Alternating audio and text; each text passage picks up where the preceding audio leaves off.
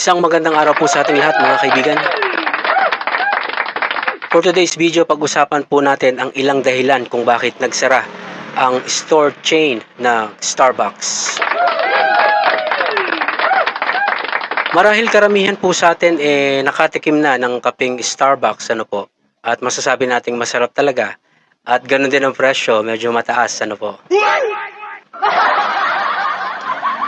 Last week ng September 2025 mga kaibigan ay nagsara po ang mahigit sa 400 stores or branches ng Starbucks across North America mga kaibigan.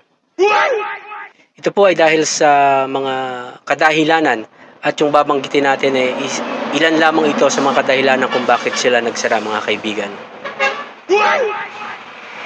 Ayon po sa mga mamimili o sa customers, nagkaroon daw po ng medyo, abroad po ito nagkaroon daw po ng medyo, yung customer service nila hindi na ganun kapulido katulad nung dati mga kaibigan.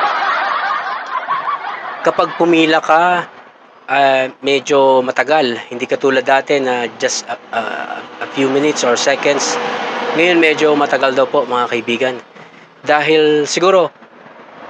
Dahil po ang Starbucks po nagbawas po sila ng ng mga empleyado At last 2023, 2022, nag-focus sila sa drive-thru or nakarang pandemya, nag-focus sila sa drive-thru.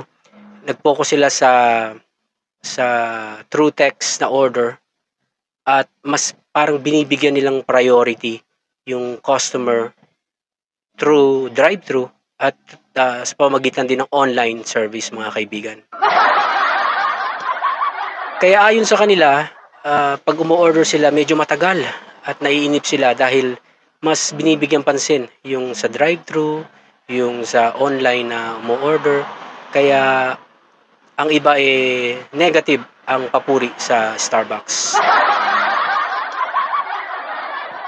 Pangalawang dahilan, yung mataas na presyo ng kanilang kape mga kaibigan. Maraming nagsasabi na ang kanilang kape medyo hindi na ganun friendly price. Medyo tumaas daw po ang kape nila. At kumpara doon sa mga independent coffee shop na marami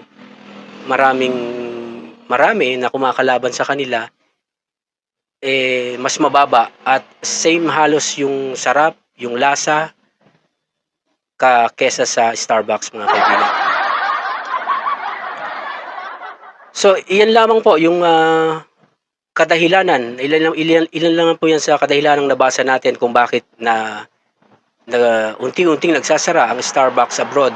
Hindi lang po natin alam kung bakit dito sa atin sa Pilipinas, kung anong sitwasyon ng mga franchise I believe mga franchise yung nasa atin dito sa Pilipinas mga kaibigan.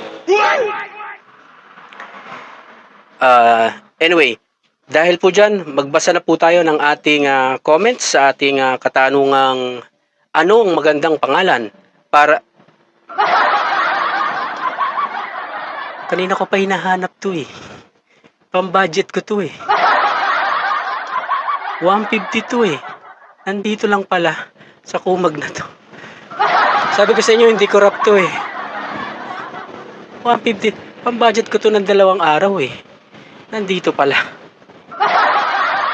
O talaga, kutungan kaya kita.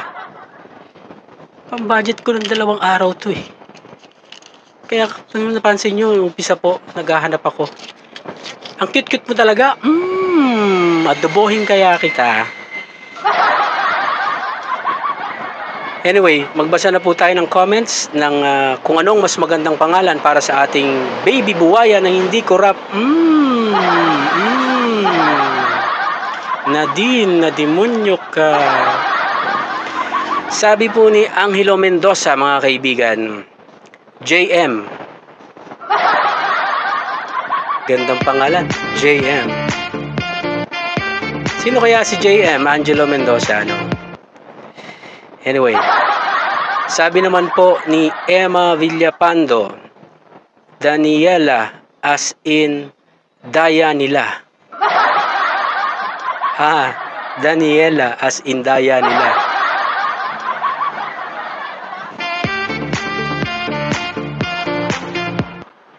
Sabi naman ni Cecilia Abdullah, Baby Crocs. Baby Crocs.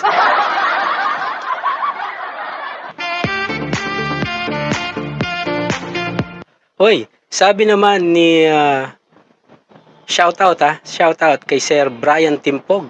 Sabi naman po ni Sir Brian Timpog, Baby Beer.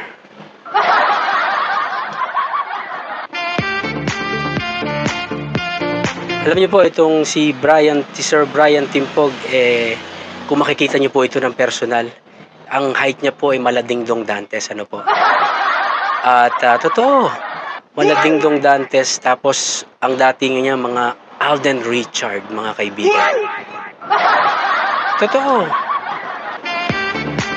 Sir Brian Timpog, shout out po. Sabi naman ni Ricardo, ang magandang pangalan ay DE o Department Engineers. DPWH yun ah.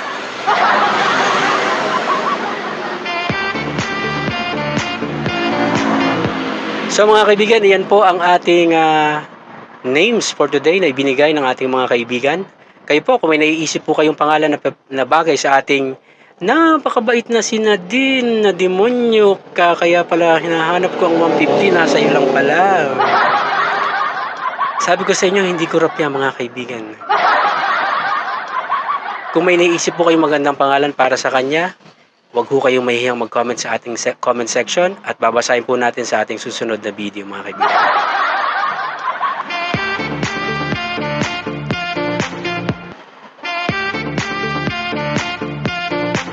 Ganon din po mga kaibigan, huwag niyo pong kakalimutang mag-follow sa ating Instagram at Thread.